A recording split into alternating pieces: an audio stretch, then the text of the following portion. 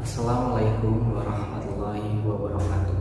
Perkenalkan, nama saya Resi Saputra dari program S1 Manajemen, ingin mempresentasikan tentang kegiatan produksi dan kegiatan perusahaan dalam mata kuliah kewirausahaan yang diampu oleh dosen saya yang terhormat Bapak Noto Susanto SEMM.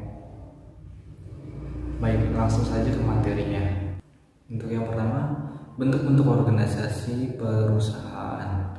Organisasi perusahaan dapat dibedakan kepada yang pertama perusahaan perorangan, dan yang kedua perkongsian atau firma, dan yang ketiga perseroan terbatas. Dan juga ada bentuk lainnya. Bentuk lainnya ada perusahaan negara atau BUMN dan juga koperasi. Dan selanjutnya pengambilan keputusan perusahaan. Yang pertama itu ada keputusan terbaik yang diambil pertama, dan yang kedua pilihan antara keuntungan tidak terbatas dan sumber daya terbatas, dan yang ketiga yang diambil adalah pilihan atau choice. Selanjutnya, minimum atau maksimum biaya produksi. Mengambil unit tambahan faktor produksi yang biaya per rupiah akan menghasilkan tambahan nilai penjualan yang paling maksimum. Fungsi produksi. Untuk fungsi produksi ada dua. Yang pertama, hubungan antara kuantitas input yang digunakan untuk membuat suatu produk dan kuantitas produk tersebut. Dan yang kedua, keterkaitan antara faktor-faktor produksi dan tingkat produksi yang diciptakan. Rumusnya, Q atau jumlah produksi sama dengan F atau fungsi dalam kurung K atau jumlah stok modal, L atau jumlah tenaga kerja, R atau kekayaan alam, T tingkat teknologi. Lainnya, analisis kegiatan perusahaan. Analisis kegiatan perusahaan diantaranya sebagai berikut: teori produksi dengan satu faktor berubah. Penjelasannya, analisis jangka pendek salah satu faktor produksi bersifat tetap dan faktor lain bersifat variabel. Yang kedua, teori produksi dengan dua faktor berubah. Penjelasannya, analisis yang semua faktor produksi berubah. Selanjutnya, hukum hasil lebih yang semakin berkurang. Penjelasannya menyatakan bahwa apabila faktor produksi yang dapat diubah jumlahnya terus-menerus ditambah sebanyak 1 unit, dan pada mulanya produksi total akan semakin banyak pertambahannya. Tetapi sesudah mencapai tingkat tertentu, produksi tambahan akan semakin berkurang dan akhirnya mencapai nilai negatif. Selanjutnya, produksi marginal.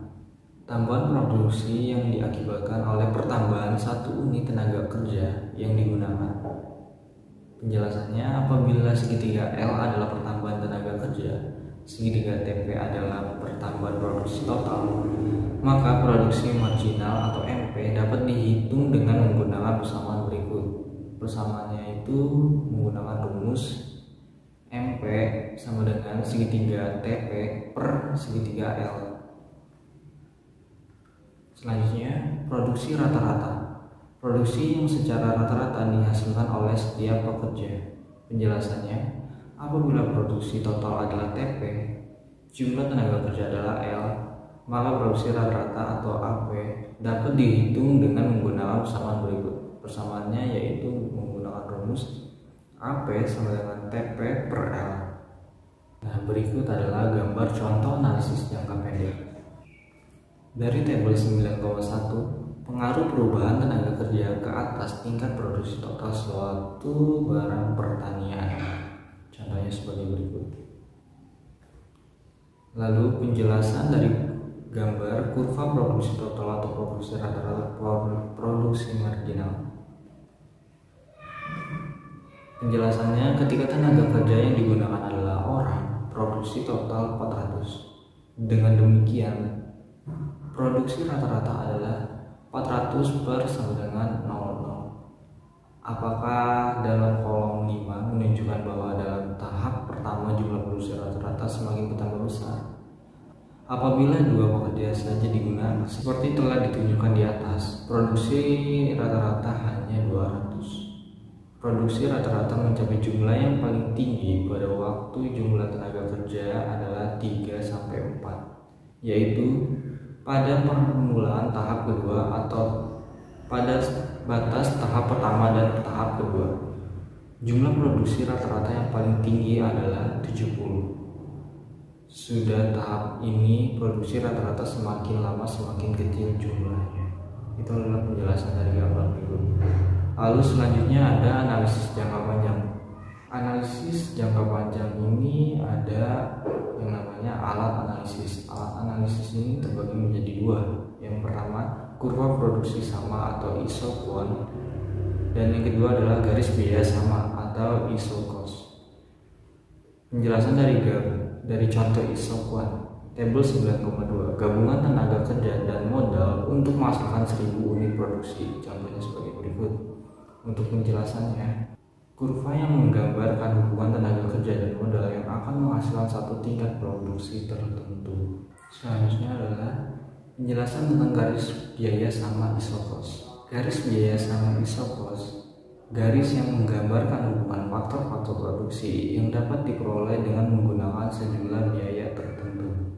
Berikut adalah penjelasan dari gambar berikut. Meminimumkan biaya atau memaksimumkan keuntungan. Penjelasannya, pada gambar tersebut secara serentak ditunjukkan oleh kurva produksi sama dan garis biaya sama.